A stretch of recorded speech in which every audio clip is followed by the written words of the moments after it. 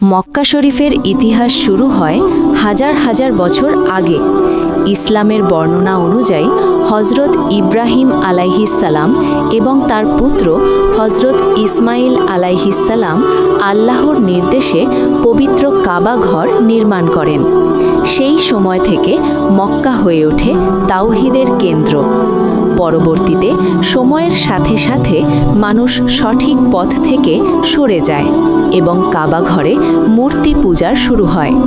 তখন আল্লাহ শেষ নবী হজরত মুহাম্মদ সাল্লাল্লাহু আলাইহিসসালামকে পাঠান।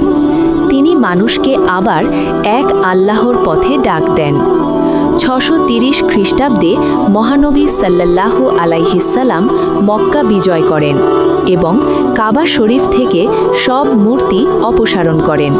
এরপর থেকে মক্কা শরীফ ইসলামের সবচেয়ে পবিত্র স্থান হিসেবে প্রতিষ্ঠিত হয়। আজকের দিনে পৃথিবীর কোটি কোটি মুসলমান হজ ও ওমরা পালন করতে মক্কা শরীফে আসেন এবং কাবা শরীফকে কেন্দ্র করে নামাজ আদায় করেন।